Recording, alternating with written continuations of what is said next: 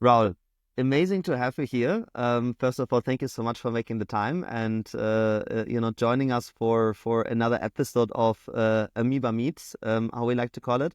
I mean, now you and me have known each other for quite some time. You've been involved with Ameba at a very early stage already as an advisor. You have an incredible background, and maybe to start with, you can tell me and the audience a little bit more about yourself and introduce yourself, and yeah, we can go from there. Sure, for sure. Well, the pleasure is all mine. Thanks for the opportunity. Thanks for the invitation, and thanks for the friendship, of course, because I think that's very important. And we'll explain a little bit where I am with my career and kind of the decisions I've made. So, in terms of an intro, there's so many ways I could cut this, but I guess I will start that if I had to summarize this, I am a supply chain person at heart, but in terms of my career, above all, I'm a privileged person. I've been so lucky to have the opportunity to take some challenges that I really wanted as part of my development program that I planned for myself. I've had the opportunity to work with some amazing brands in really great positions that I've been, but above all, I've been able to experiment in different areas and in different ownership classes. So I started, with a gigantic German multinational. Then I moved on to an even bigger multinational from Denmark, which global operations. Initially in food retail, and then into logistics and freight area. From that, I had the opportunity to start an international career, so away from my home base, Portugal, which was something that I always wanted to do. Having been born in Africa, grown up in Portugal, living in globalization and European Union world, this international spirit has been with me since I was a little kid. So I had the benefit of doing that. Then after I moved to the UK, I've been absolutely privileged to do the most amazing jobs, in consulting. I've done interim work. I worked in private equity. I worked in private equity in 3 different positions that you can have with my background. So above all, I'm really, really privileged, and all of that led to you and I sharing somebody in a friend in common, right? Who introduced us, and here we are today. And having collaborated a number of times already, and my door is always open for Ameba to help in whatever little bits I know and I can share. No, thank you so much again for all the support to date. And I think, when we first met, the one thing that I found super, super exciting, besides our shared passions for supply chain, I think there's this thing where you've kind of had a commercial background, but then also an operations background, and you were really always sitting at this intersection. I think a lot of supply chain operators, they've really only done logistics, or they've really only done procurement, whereas you've really went back and forth from almost these positions at I think it was Burberry, where you were sitting more on the commercial side, then going over into the operation side. At some point, you've been the COO of Helly Hansen, and really looking over that operation. Then moving into private equity and really looking after some really interesting portfolio companies from the sidelines as an operating partner. So it's really this interesting mix and all the stuff that you've actually seen, both on an operation level, but also from more an executor strategic angle and how the supply chain connects back into it. Maybe you can speak a little bit more about some of these experience and some of these insights. I mean, you've seen so many crazy cases. Whatever you can disclose, actually. Yeah. No, for sure. Yeah. So, I've been immensely privileged to be exposed to so many different cases, right? From fast growth to restructuring cases to geographic expansion, but also in some cases around some severe cost cutting and downsizing, which obviously is a different nature, but also forces you to think differently. But if I pick up on your commercial, operational, and I would also add financial perspective, I think it's a lot of people in supply chain probably don't really realize that. And of course, skills and capabilities play a role in all of this, right? Some people are more, inclined towards certain areas. But in my case, I think that supply chain as a discipline is positioned in the company in a very key intersection, right? Because if you look at the commercial intersection, we deal with all the customers, right? That the company operates with. We understand their rhythms. We understand their pain points. We provide services to them. We collaborate with them on a daily basis. So people in supply chain probably understand the customer base much better than including the commercial teams, right? In the sense that we see all the the documentation, the transfers of products, and all the pain points, the good and the bad stuff. From a financial point of view, supply chains historically were always predominantly treated as cost centers. Of course, that is a big element of what we do. But for me, supply chains are a lot more about value creation than managing cost, in the sense that, and we see that more and more these days, whether you have an agile supply chain, whether you have a cost-focused supply chain, whether you have a flexible supply chain, which all of them are very different in their nature. You are there to help the company capture and create value. Now, of course, the challenge is how do you then translate that into some of the topics that you spoke with your previous guest, right? How do you translate that into profits? How do you translate that into margin? How do you translate that into net exit margin, as he mentioned, right? So that to me is the language that a lot of people in supply chain have to develop and be better at, because ultimately, whether it's your investors, whether it's your C-suite, the board, everything eventually translates into financials. And a lot of times, people in supply chain kind of get lost in the lingo, in their own lingo, and forget to translate that into the two or three things that really matter, right? EBITDA, net contribution margin, and profitability. That's really kind of how things are judged and how investments are made. So for me, that's part of the day-to-day life, where you have to kind of juggle those three things, and of course be an expert in the areas that you're operating with, because the people that you work with will take will take you for what you say, right? So if you don't talk the talk and walk the walk, then you're never really gonna get their trust and credibility. It's so interesting. I still remember, they're really, when we first met, there was this angle where you really pushed for, supply chain does deserve a table at the board level and at the C level, and it's funny because oftentimes, particularly in fashion consumer goods supply chains, what we've seen is the supply chain and the operation has sort of been treated as this necessary evil. Like we need to sell more and we need to do our branding more and we innovate on the designs, but then somebody just has to figure out the logistics of it and that the production goes through and all of that.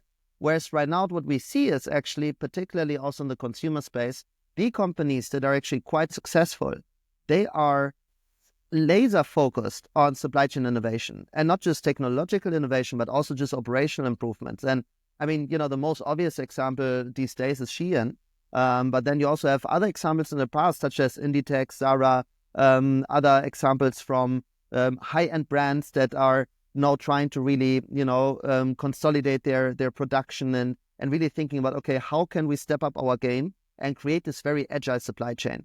How do you think, you just mentioned there's like different things that you can optimize for with your supply chain. And I think it's a really interesting thing because normally there's this narrative of what is the perfect supply chain, and it doesn't actually exist, because it all comes down to, okay, what is it that you want to create as a brand, and where do you sit as a brand? Are you growing? Are you struggling? Are you in cost cutting mode? Are you sustainability focused? Maybe you can elaborate a little bit more about these different types of models that you've also categorized in your head, and I've always been very excited about that, actually. Yeah. So I think of course, when we talk supply chain, probably we take the macro perspective, and we use supply chain as a placeholder to mean the macro perspective.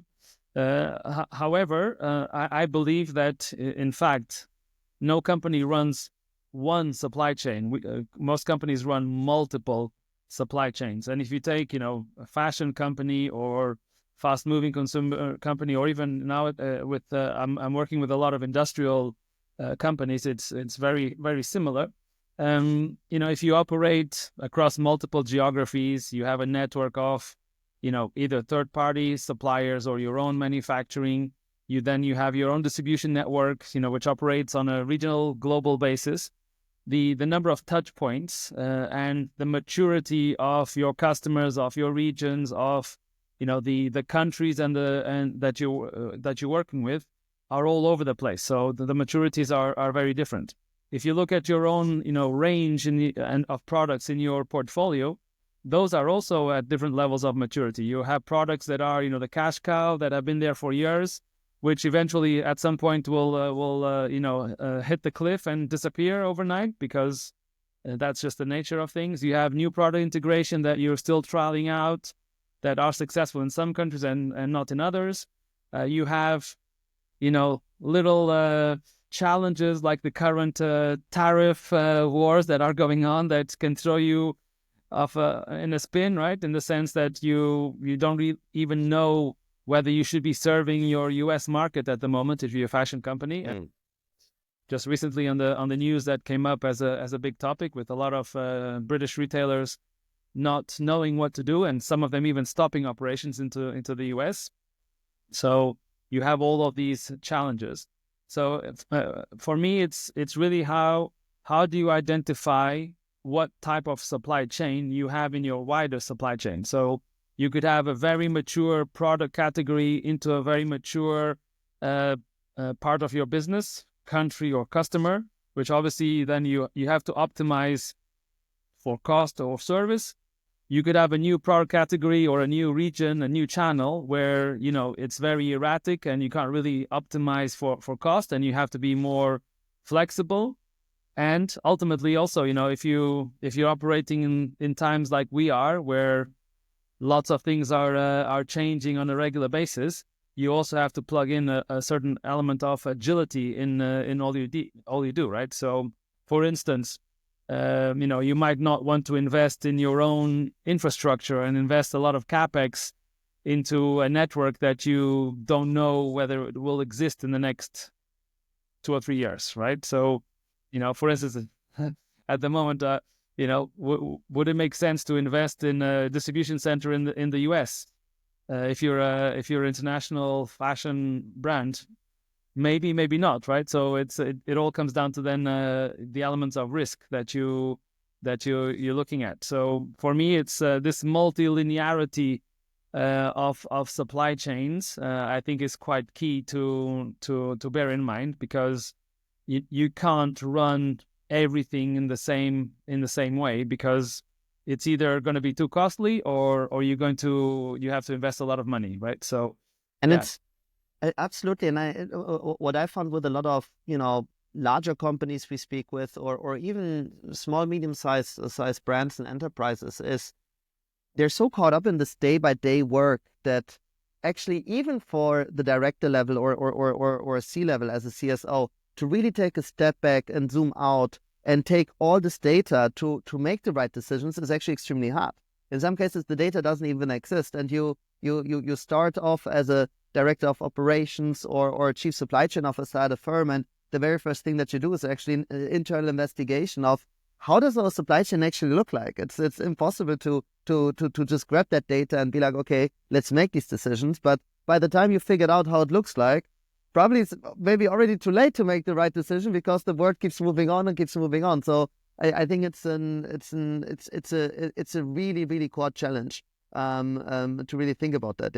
Yeah, I couldn't agree more. And in many conversations I've had around with people on the recruitment side, on HR, and kind of even at board level, this dichotomy of managing the day-to-day and being strategic always comes into play. And I think in supply chain in particular, that dichotomy is extremely important, because it is very easy, because of the millions of touch points that you have, right? With the millions of orders that you're delivering on an annual basis, with the millions of documents and information points and data that you have to deal with, it's very easy for you to kind of be sucked in to the day-to-day firefighting of the operation. But if you fall for that trap, yeah, you're going to be sucked into a deep black hole that you might never come out of.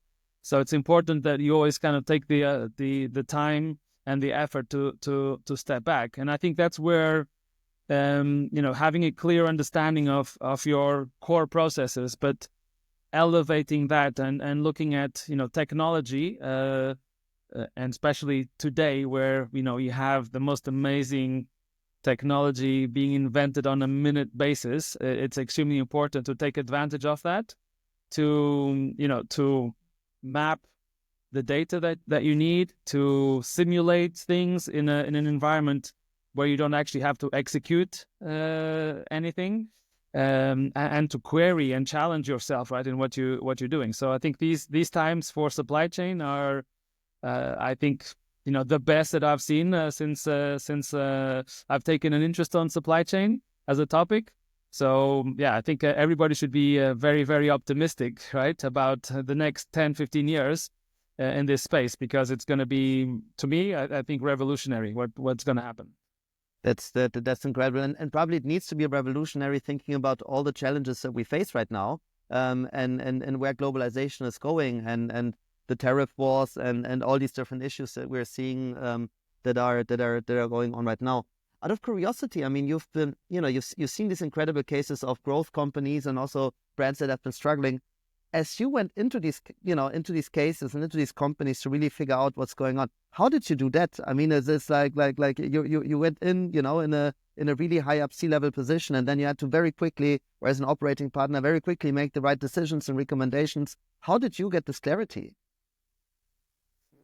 Well, yeah, every situation is different, of course, right? And I've had different positions to play. Some you as an investor, some as an executive team member, and of course the perspectives are different. The timescales are also different, and the motivations are different. Nevertheless, in pretty much every single case I've been, and irrespective of the role or the ownership, I think for me the approach is always very simple. You have to hit the ground running. So it's always expected, no matter whether it's growth or contraction, you're always expected to very quickly have a clear sense of the situation that you're inheriting, right?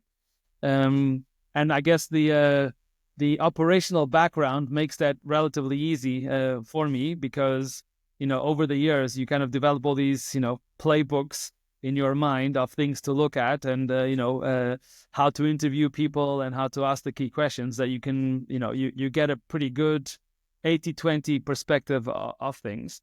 But above all, and something that I always try to do in every single case, is to get down to the data, right? Is to use it's always imperfect, of course, but that's life.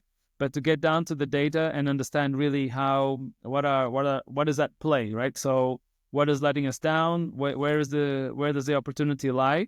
And over the years, that particular playbook has changed, because long time ago there was not even much data available, right? This is even prior to ERP environments, right? Then over the years with ERP implementations, you get a lot more data. These days with all sorts of systems, in the cloud, on servers, historic data, all these other solutions that pop up, kind of as a satellite to your systems taxonomy, you get a lot of visibility. So it's really kind of setting that up, having a robust data set that you can work with, and then use that to to really drill down and find where things are working and not.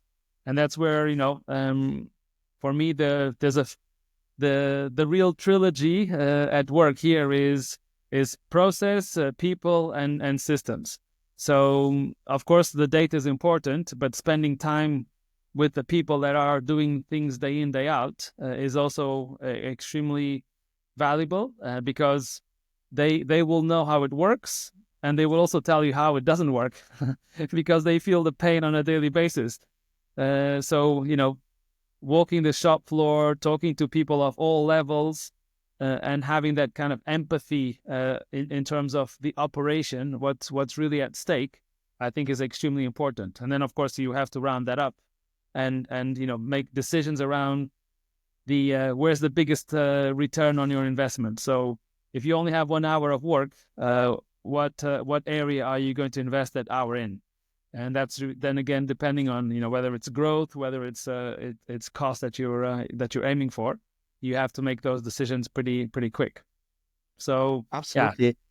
Yeah. I think I as mentioned at the beginning, with this format here, we really don't want to make it about Ameba. It's more about Ameba meets all these incredible people that we've met on our journey to date, and I keep meeting. But I think there's really this element of what you said that drove my big passion of starting this company, coming from the operator position, and where also on the system side, a lot of the systems that I've been using, they either it seemed that nobody has ever sat down with me to actually understand what is it that I need out of the system, number one, or number two, these systems have been built really to then tell me how I need to change my processes in order to leverage the system, which to me was always very flawed, because I said, no, I have my team, I have the people that know what they are doing, we have our processes. Now the system should come in and support us with what we are building, as opposed to I need to entirely change my operation to now accommodate this external system that we are onboarding, because the processes that the system dictates might not be right for my use case as a company. And I mean, for me it was so evident because, again, my last company was an e-commerce holding. So we were super fast moving e-commerce channel, multiple different channels, our own fulfillment center in Mexico, Colombia, and Brazil, and really, really working through that. And the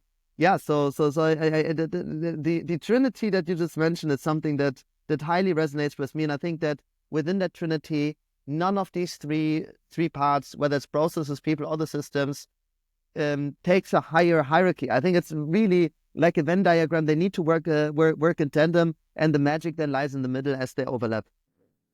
Yeah, I like very much that reference to the Venn diagram, because that is the mental reference I have when I think about these things. Right? Is none of them really is the boss. Right? They just have to work together. They have to work in tandem, and the secret is exactly how to take advantage of that. I've over the years, you've so many conversations around that. Should we adapt our process to the system? Should we change the system to the process? Do you invest millions in adapting your ERP so that it maps exactly how you run your operation? My attitude was always, if you want to make it one way or the other, so the extreme, either you're going to have to pump in so much money and it's going to take you so longer that over that period of time, life will change, right? So the world will move on. So by the time you would get there, you'll realize, hang on a minute, this doesn't really work anymore because my business has changed, right? So for me, I think we have to take a very practical approach and say, okay, this is the architecture that I have. This is where I am today. What elements of this can I bring together, and how can I optimize them, right? How can I integrate them in a way that allows me to have access? Again, 80-20, because there is no perfection here, right? And nobody expects perfection.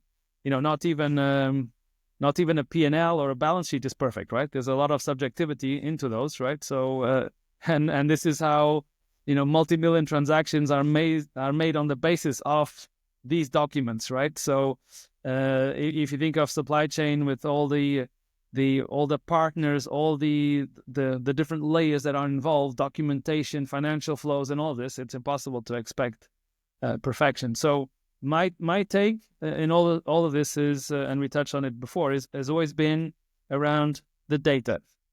So what data do you need? How do you bring it together? And how can you leverage that data? How can you use it to get the insights, to get the clarity? And if you superimpose data on this trinity, whatever's happening at the bottom can change, can mutate, can be good, can be bad. But if you have this level of data that can drive the insights, I think that's really for me the key. And data itself is a living organism, in the sense that, I should say, data are a living organism, right? In the sense like that, an amoeba. Correct, exactly. There you go. Right? It's if you have the trinity working in at the base, right, and you're feeding this living organism with data that is coming from those different inputs and the different interactions, you are able then to drive further insights and to have a much more flexible basis that you can work your business from. And of course, if you change the ERP, you put in a PLM, you change your WMS, you change partners, and at the core of your taxonomy, it doesn't matter, in the sense that you will onboard all data to a certain extent, you'll create new data, but then you're using that data in a unified way to really drive value, right? And I think if you think about how things were even today, maybe some companies still work on that. They need their mainframes need to be on premise, right? They need to have control over these things. They haven't even made the transition to the cloud. I think that model is gone, right? So for me, it's really about how do you plug in all the different systems, and then how do you use solutions like Ameba, where you can query the different elements of it, right? Where you can drive insights, explore opportunities without the dependency on a system or a person or the maturity level of a certain organization. How can you use technology to remove all of those constraints? Because people are people, systems are systems. There's always going to be some sort of constraint somewhere. But with if you use data, I think you can move away from that. No, absolutely. And I think that one thing that I found eye-opening, since we are speaking to so many different companies, you can really see there are some companies that have such innovative leaders working there that are really forward-thinking, and even the talent profile, whether it's on the buying side, merchandising side, production coordination, it's almost like data scientists. Like the people, they get frustrated when they cannot have that data, because they're like, we should have that data. And then you sometimes talk to other companies where some teams have almost given up. They just said, look, we've been doing it this way for the last 20 years. We keep doing it this way, and then I'm anyway going to retire. So, whatever. And I can really sense and see who is really, really at the forefront, says, okay, we have a big opportunity to create almost a competitive advantage through our supply chain and through the technologies we're using, and how can we get there? And it's a key strategic focus for the organization. And in some other cases, again, the supply chain is still sort of treated as a ugly duck and something that just needs to be done, and thereby also the talent that these organizations have on the supply chain side are not people that are looking for data. It's just people that are just sort of administrative. And I think there's really this, you can really sense that. And I'm always excited when I meet other, folks within our industry that are really, forward thinking, and they see this opportunity, or even C-level. When I talk to a CEO who actually comes in and says, you know what, the supply chain is critical for us and we want to innovate here. And it's something that makes me really exciting. Hey, yeah, so same here. But, if we take a step back and we look at maturity of the different disciplines in companies, right? Supply chain is probably one of the youngest disciplines in terms of its development, right? So it's existed since the late 70s. Personally, I believe that it only really consolidated its importance through COVID, when people realized that there was something called supply chain, and that, if it didn't work, you probably couldn't have the food or, the goods that you were so used to overnight.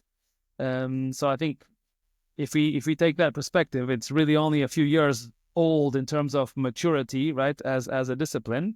So in that sense, it's normal that people are not fully kind of integrated and aware of it.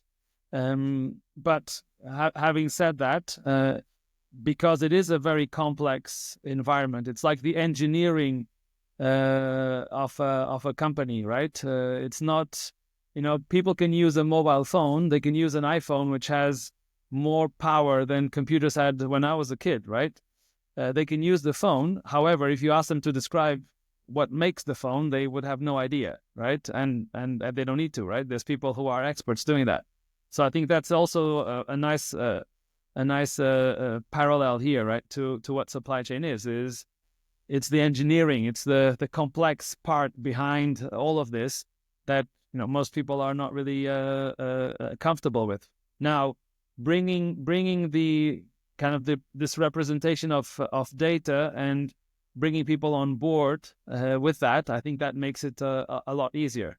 In particular, if you then can translate that into value creation, or what is the impact that has on the P&L, because then all senior people that are in the executive level have to understand that language. So I think that's kind of the part that we need to focus more as professionals is in that part.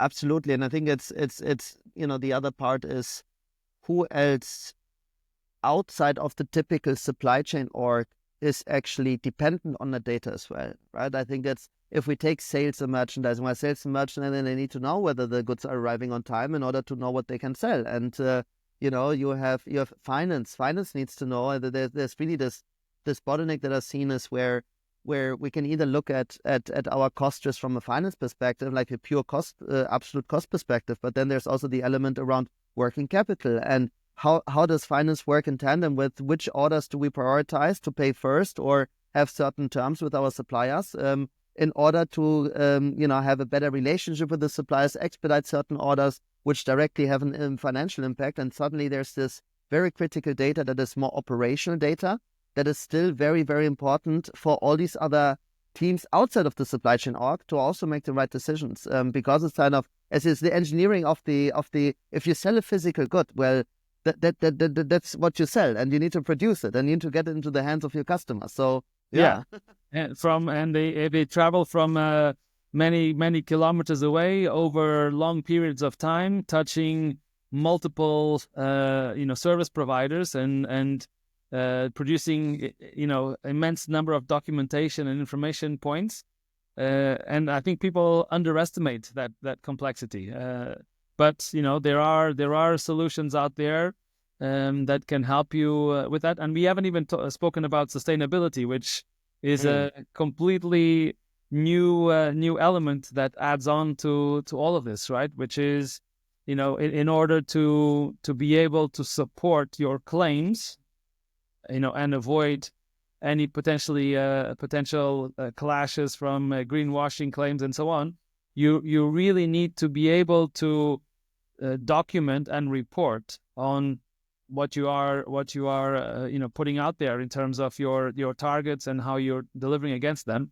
And for me, that again is a really good example of where so far we've spoken a lot from the more philosophical, romantic point of view about our ambitions, what we would like to do and so on. But not many companies are able to provide detailed evidence of what they have done, what are the trade-offs, what is the CO2 consumption, how are they measuring that against their targets. There's a whole element around reporting and supporting evidence that most companies that I've spoken with are not there yet. I was recently in a conversation with somebody that I quite admire. So she's also a supply chain expert, Laura Cecere from the US. And it was a discussion around digital product passports.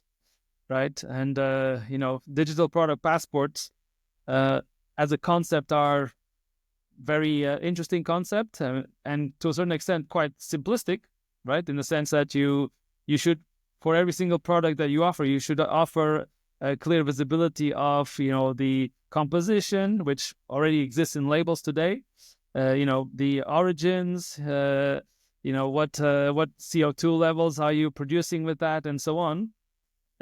So it sounds rather simplistic, but to actually make it happen, and to make it happen in a way that you can prove, right? If in case somebody inquires you about it, it's not so easy in today's world. So, and that I think is kind of really where the progress needs to be made, is how do you integrate all of that in a way that you can support and feel confident that you're reporting what really is happening. And I've seen it firsthand. I mean, we're working with a leading textiles manufacturer in Braga, Portugal, which is actually quite close to your old home, exactly. If you then really look at their suppliers and the sub suppliers of their customers and the suppliers they're working with, sometimes it can be a very large dye house, but it can also be a family-owned business that is doing the printing or that is doing the embroideries, and suddenly it's now we need to think about, okay, how do we capture data from these sub-suppliers that are doing a fantastic job, but they don't have any systems in place, and how can we collect all of that data to then really create the accurate picture of what's the journey of the product with all these different stakeholders involved. And it's I think there's oftentimes, even on the regulatory level, I like how you say this simplistic, it's being either simplistic or there's an underappreciation for how complex everything is. That's the flip side to being simplistic.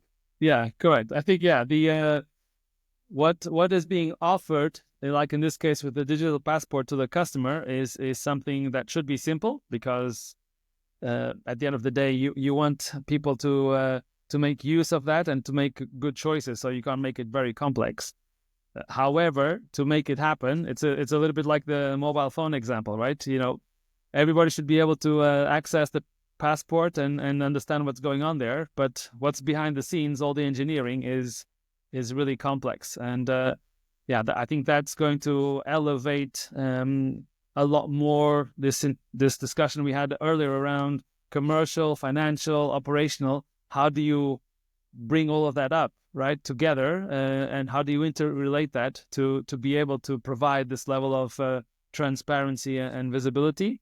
And for that, we go back to the origins of conversation, which is how do you use the Holy Trinity? How do you use use data and technology? And that's why for me working with Ameba from the beginning was quite an interesting challenge and personal challenge in the way that it's the way that you guys have positioned the technology, and what you're trying to do is to kind of provide that gel where the information is missing, taking advantage of technology that is emerging and consolidating very, very quickly.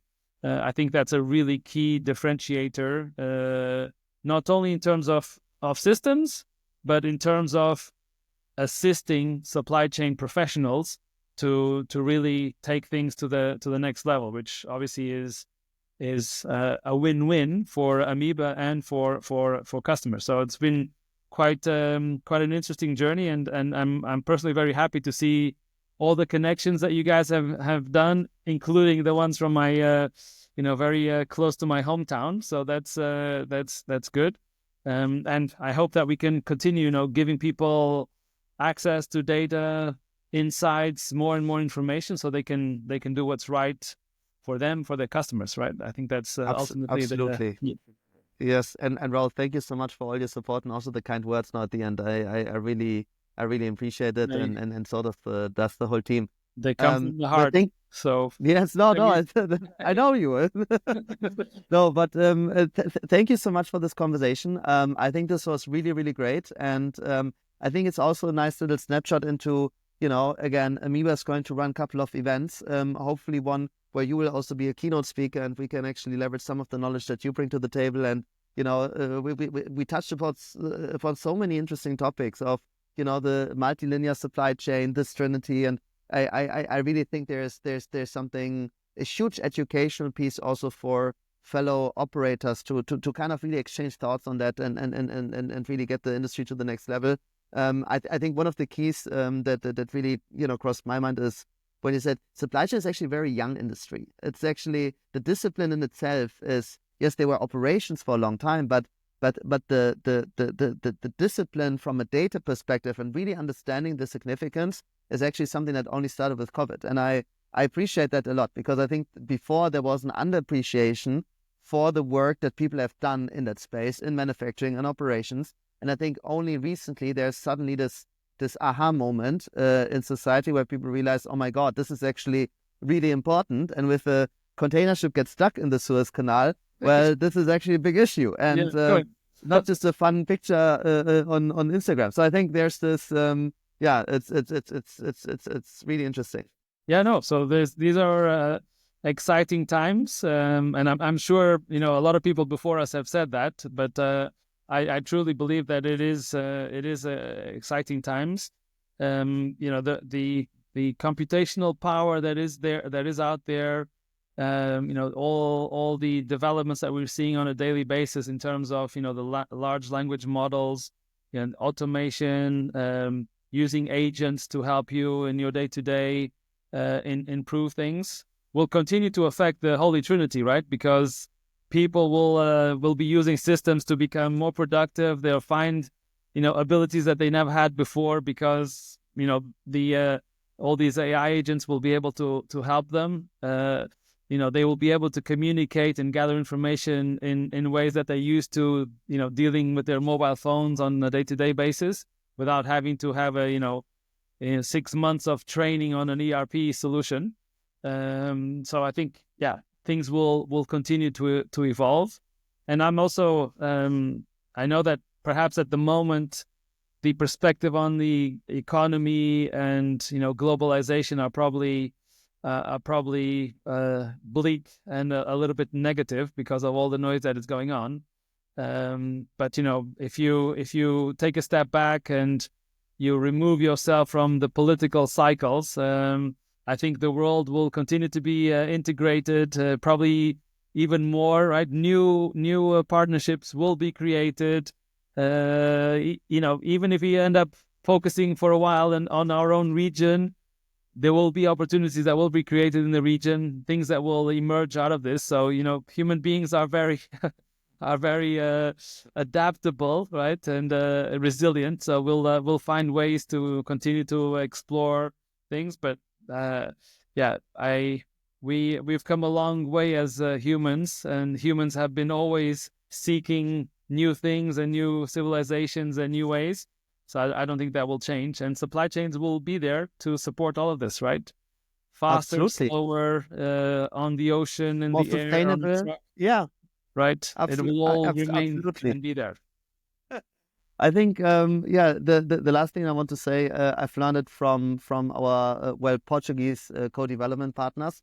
A todo velocidad. Let's go full swing ahead, and make all of this happen. Raul, thank you so much, and speak very soon. Thank you so much, Cedrik, and say hello to the entire team. Sorry I couldn't be in the office today. Right, take care. Bye-bye. Bye.